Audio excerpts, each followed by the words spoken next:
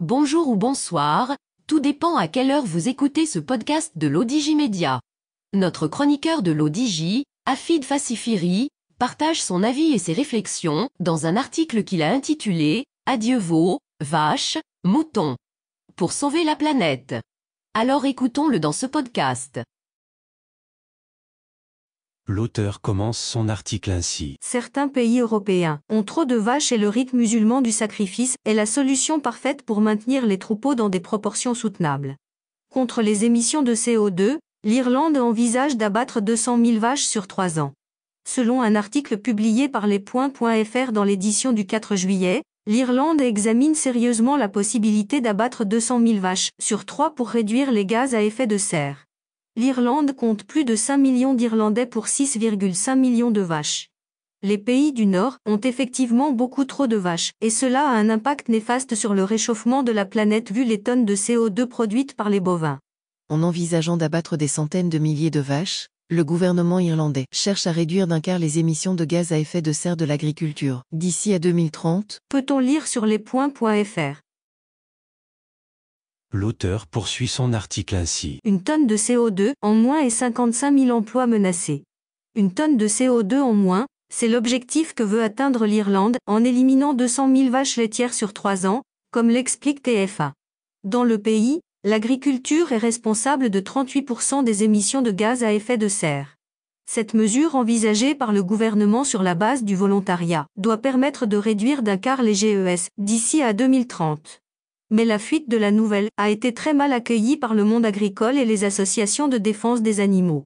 Le ministère de l'Agriculture affirme qu'il ne s'agirait pour le moment que d'un des scénarios étudiés et que sa décision finale n'est pas prise. Les réactions ne se sont pas fait attendre. Les industries aéronautiques et de transport continueraient à polluer tranquillement. Le président de l'organisation laitière Irish Creamery Milk Supply regrette que les éleveurs soient désignés comme seuls responsables. Il dénonce des retombées financières difficiles sur le monde de l'agroalimentaire, tandis que les industries aéronautiques et de transport continueraient à polluer tranquillement. Si cette mesure est mise en application, 55 000 emplois directs et indirects seraient menacés. Cela prouve et démontre comment les gouvernements se trouvent le bouc émissaire idéal et le parfait coupable pour ne pas toucher à certaines activités et industries, et c'est exactement ce que fait le gouvernement à Canouche en dissimulant derrière l'inflation ou la sécheresse ceux qui sont véritablement coupables de la hausse des prix et de la dilapidation des ressources en eau. L'auteur pose la question ainsi. Mort aux vaches ? Avec plus de 5 millions d'Irlandais pour 6,5 millions de vaches, l'Irlande compte plus de bovins que d'habitants dans son pays. Un chiffre en hausse depuis près de 10 ans en raison de la fin des quotas laitiers au sein de l'Union européenne, depuis 2015, selon la Commission européenne au ministère de l'Agriculture irlandais. L'Irlande n'est pas le premier pays à envisager l'abattage de bêtes. Le plan Azote prévoit aux Pays-Bas d'éliminer 30% de bovins. La France a également été pointée du doigt par la Cour des comptes, qui a demandé en mai au gouvernement de définir et rendre publique une stratégie de réduction du nombre de vaches. Avec 17 millions de bestiaux dans son cheptel, la France est le premier producteur européen de viande bovine, un secteur qui représente 11,8% des émissions de gaz à effet de serre du pays. 200 000 vaches sur 3 ans, nom de Dieu, il y a de quoi faire le bonheur de nombreux pays africains et arabes, pourvu que l'opportunisme des hommes d'affaires ne vienne pas imposer sa loi. L'auteur précise sa pensée ainsi. Oui, il y a une grosse communauté musulmane en France, aux Pays-Bas et en Grande-Bretagne, nettement moins en Irlande, et il faudrait certainement les encourager à acheter des vaches pour la fête du sacrifice. Ceci n'est ni une blague ni une caricature, mais le rite du sacrifice a également pour objectif de réduire le nombre de moutons et de vaches, car dans ce cas d'espèce la surpopulation est une très mauvaise nouvelle pour les bêtes en premier lieu. L'Irlande et les autres ne vont certainement pas adopter l'islam du jour au lendemain, mais il est un fait que le rite du sacrifice serait une solution idéale à plusieurs niveaux. Et à ce propos, hormis l'homosexualité et les droits des transgenres, ces pays ont des politiques sociales beaucoup plus égalitaires et solidaires que celles des pays qui se disent ou se prétendent islamiques. Le fait méritait d'être cité, mais bon. L'auteur continue son article ainsi. Abondance de biens et mauvaise répartition des richesses. Cette situation de surabondance, néfaste pour l'environnement et pour la planète, reflète de manière flagrante et caricaturale justement l'inéquitable répartition des richesses dans le monde avec toutes les fractures et les déséquilibres que cela engendre.